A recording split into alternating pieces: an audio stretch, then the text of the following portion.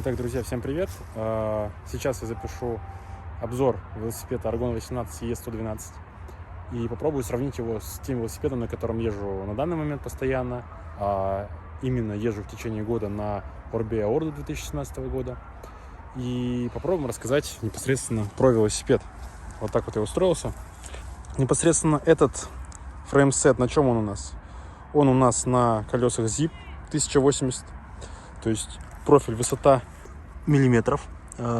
Группсет у нас Altegra. Поставил я, кстати, его немножечко не по фэншую велосипед-то, потому что не видно звезду. Сейчас переставлю. Вот так будет корректнее немножечко. Итого, группсет, да, у нас здесь Altegra. Что еще можно сказать по поводу этой рамы? Вообще, в целом, компания Argon 18 работает с 1989 года. И, как оказалось, я не знал, что она находится в Монреале, в Канаде, в штате Квебек. И самое интересное, что эта компания позиционируется полностью на велосипедах таких более спортивных, да, более спортивных я подразумеваю более высокие скорости, потому что они не делают МТБ-байки, максимум это гревел, они занимаются байками, делают их для триатлона, для трека, для чего еще, у них есть, по-моему, несколько даже, по-моему, электронных байков, если не ошибаюсь. Вот, могу ошибаться. Кстати говоря, сразу скажу, наверное, что я не являюсь суперобзорщиком или профессиональным велогоном, поэтому я, наверное, буду вам говорить с точки зрения обычного любителя, которому нравятся велосипеды, который занимается триатлоном в течение 1 года всего лишь, и попрошу не быть слишком строгими. Итак, что дальше? Собственно, у нас велосипед у меня оказался по счастливой случайности от моих друзей-казахов, которых находятся в Казахстане. И этот велосипед я на данный момент сейчас продаю. И я решил, почему бы не попробовать карбоновые колеса Zip, почему бы не попробовать прокатиться на таком велосипеде и попробовать сравнить именно свои ощущения именно с такого начинающего какого-то велогона. О боже, к нам подошла собака. Все, она ушла, слава богу. Так вот, если говорить об этом велосипеде конкретно, я попробовал сейчас прокатиться, это немного. У нас вчера была большая 4-часовая тренировка, на которой в целом-то у меня уже все, собственно, болит, от которой я сейчас, когда снова сел на велосипед, это почувствовал. И что могу сказать? Первое, совершенно по-другому звучит колесо. В принципе, колеса звучат совершенно по-другому. В целом, я не так давно, в принципе, узнал, что есть высокопрофильные колеса, и я задавался вопросом, почему многие велосипедисты и триатлеты, когда они ездят на скорости до 30 или там около 30-35 хотя бы, все равно выбирают высокопрофильные колеса карбоновые. Оказалось, что в целом это просто красиво, как минимум, да, и действительно многие те, кто могут себе позволить, они так и говорят: жизнь слишком коротка для того, чтобы ездить на низкопрофильных колесах. Именно поэтому они ездят на высокопрофильных колесах. Вид с высокопрофильными колесами совершенно другой, согласитесь? То есть велосипед смотрится совершенно по-другому. В принципе, колеса привозят около 2, 3, 5% на гонку. На длинной дистанции Ironman это может быть в разрезе нескольких минут, но вообще говоря, в зависимости от колеса, будь то диск или какое-то 3-лопастное, 4-лопастное колесо или просто на высоком профиле, самое главное, что они дают больше, это сокращение веса. И второе, что они дают, это улучшенную аэродинамику.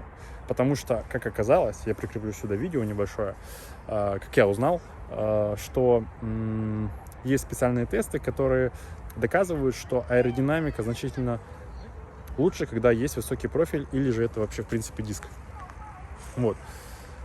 Идем дальше. Высокопрофильные колеса, как оказалось, получилось так, что они на этом велосипеде были изначально.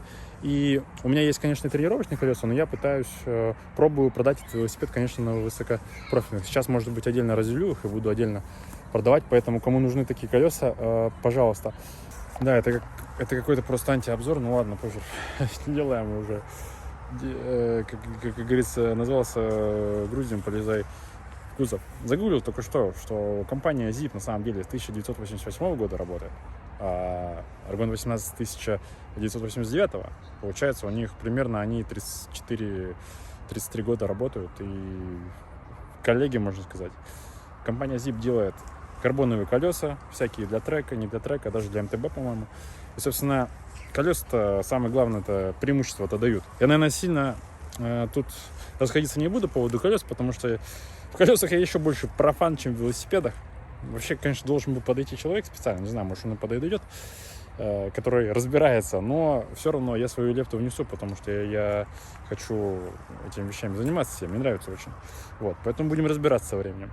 Ну, так вот, чисто для любителя, короче, карбоновые колеса тема, но у них есть свои нюансы, да. Во-первых, они действуют на больших скоростях, хотя бы от 35, наверное, км в час. И второе, что они со временем изнашиваются. И опять же, если тренировочный процесс, он довольно-таки у вас стабилен по хорошему покрытию, и в принципе, то на карбонах можно ездить. Почему нет? Как говорится, жизнь слишком коротка для того, чтобы ездить не на карбоновых колесах. Поэтому в целом-то карбоновые колеса это шик, это классно, тем более высокопрофильные. Вот. Ну что, расскажем, наверное, непосредственно теперь наконец-то к велосипеду, да, переходим.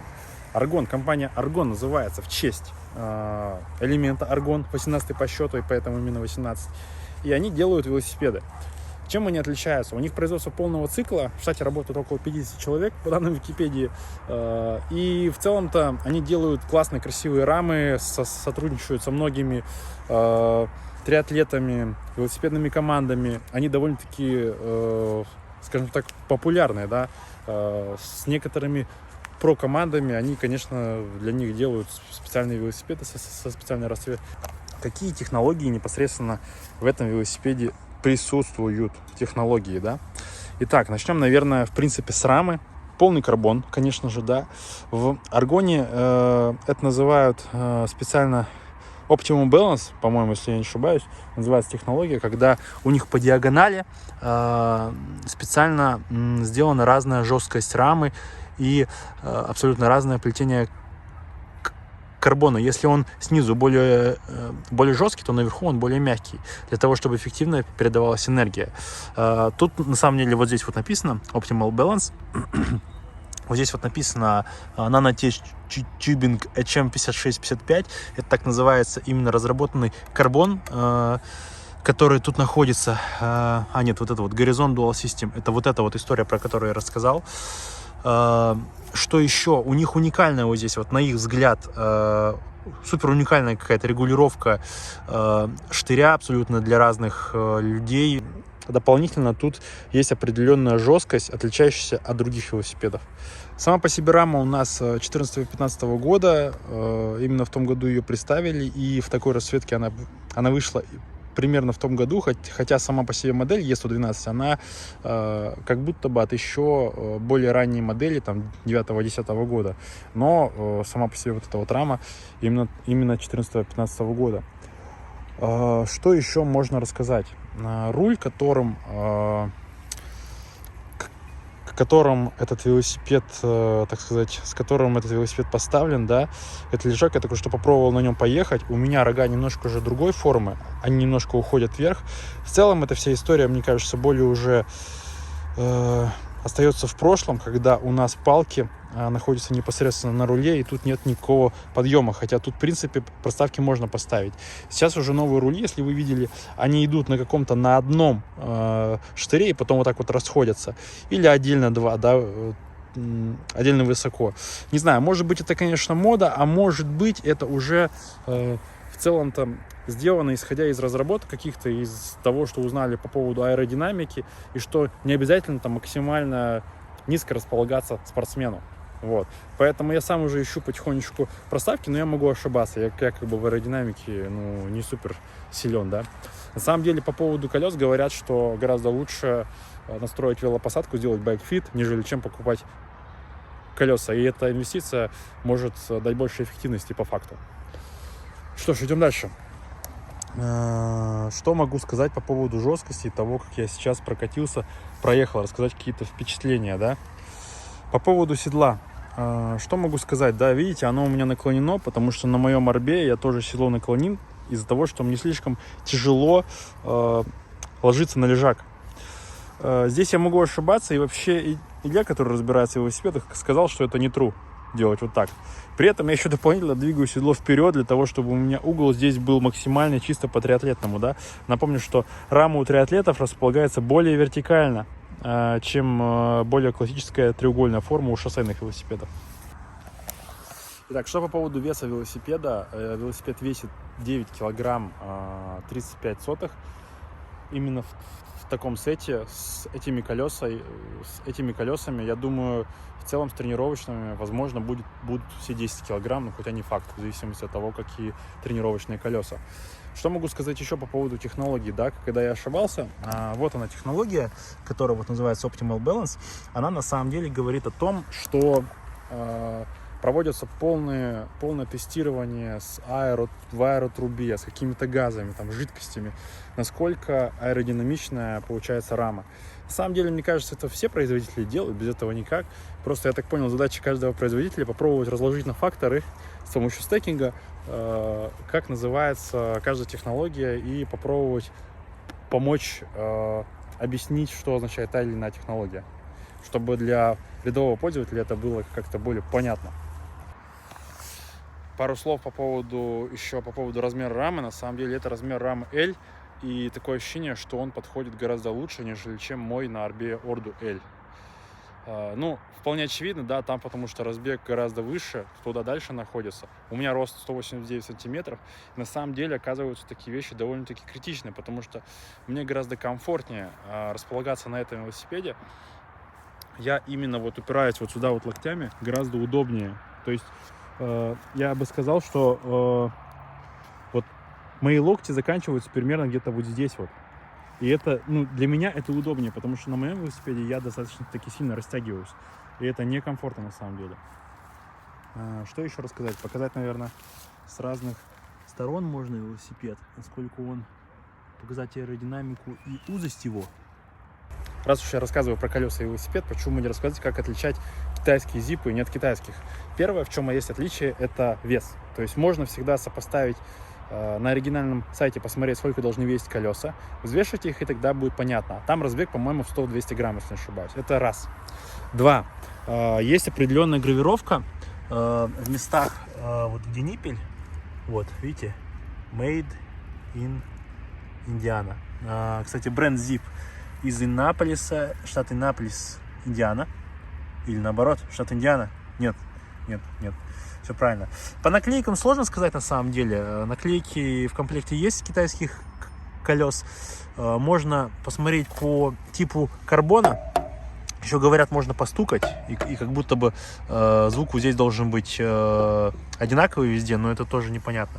Но самое главное, чему меня научил Илья, это то, как трещит барабан у заднего колеса. Сейчас я это продемонстрирую.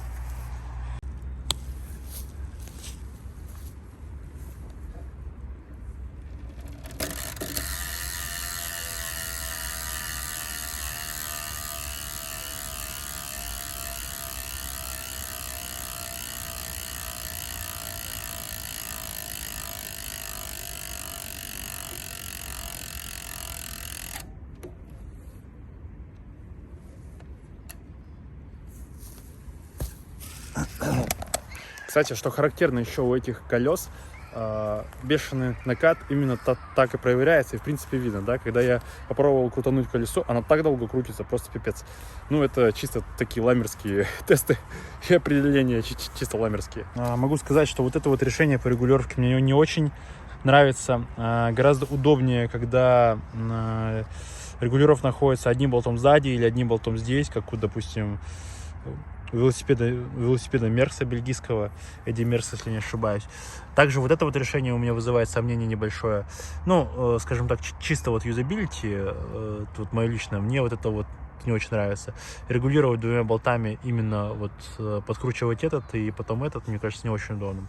Седло здесь целая Италия.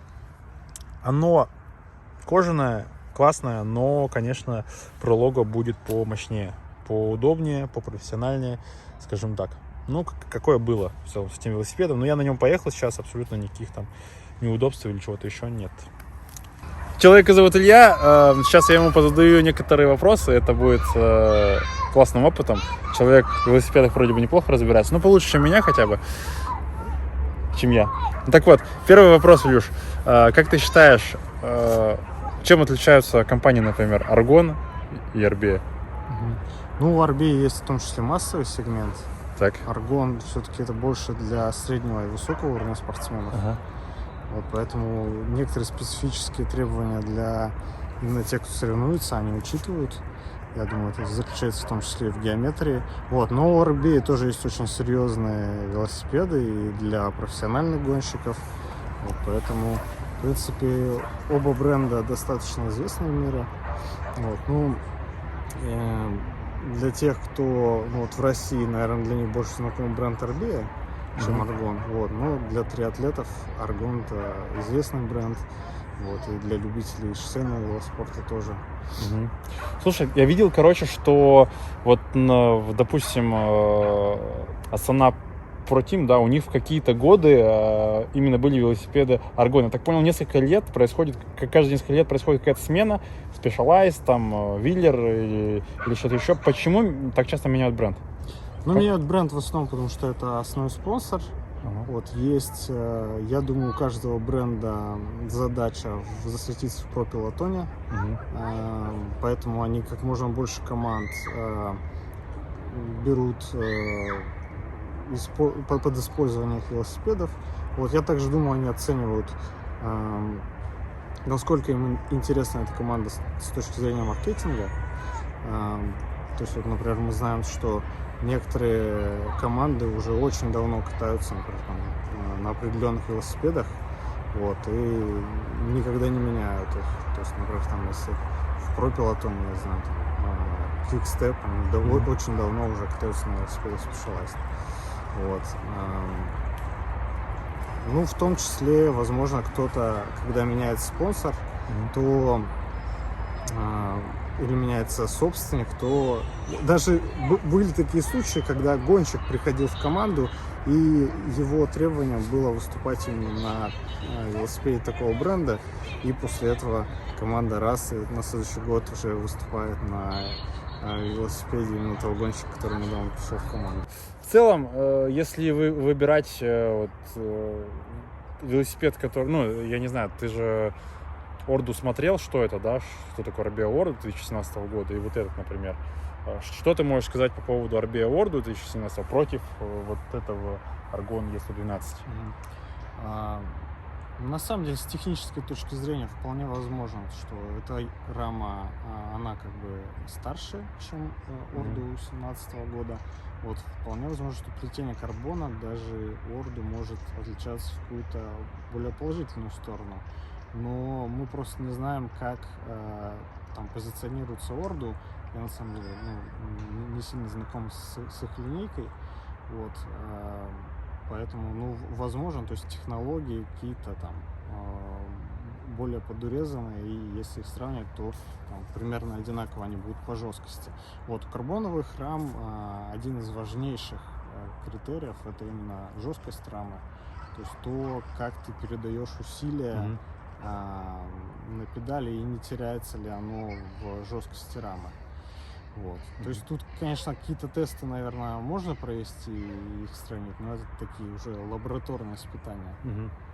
Последний вопрос хотел задать по поводу внешнего вида велосипедов. Вот вообще мне показалось, на секундочку, что большая часть, скажем так, ну не большая, даже значительная часть велосипедов, по большому счету, глобально отличаются друг от друга внешним видом и названием вот этого бренда.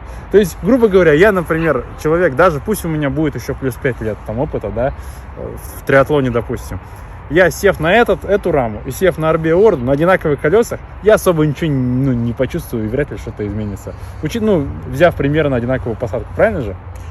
Возможно. В принципе, у производителей может отличаться геометрия. То есть у каждого производителя есть, как я понимаю, свои стапели под производство рамы. И длина труб, она может отличаться. То есть, возможно, как бы сев на вроде одинаковой рамы, ты можешь себя ощущать немножко по-разному в плане посадки. Вот, конечно, это все корректируется высотой прицельного штыря и выноса тоже, вот, положением лежака. Вот, но в целом некоторые отличия ты можешь почувствовать. Вот. Ну и в плане веса, возможно. Но там, я думаю, вес прям глобально не отличается. Все карбоновые рамы одинакового размера могут весить там, ну, плюс-минус одинаково. У меня получается, что на моих тренировочных колесах Арбиорду тяжелее, чем этот на зипах. Хотя, мне кажется, разница в колесах несколько сотен грамм, по факту. Ну, на самом деле, там у тебя алюминиевый обод, насколько я Да. знаю. Вот, ну, алюминиевый карбоновый обод, да, они могут отличаться порядка там, 200 грамм на каждый обод. Еще зависит, на самом деле, сильно от спиц, от веса спиц. Здесь на зиперских колесах могут использоваться аэроспицы, достаточно тонкие и легкие. Вот, у тебя могут быть спицы потяжелее. Зависит еще от веса втулки, потому что в том числе вес втулки тоже играет. Это также при вращении ощущается. Вот, поэтому разница в граммах, она как-то может ощущаться и в ногах, и везде. Я понял. Ладно, спасибо большое, Илюша, за комментарии.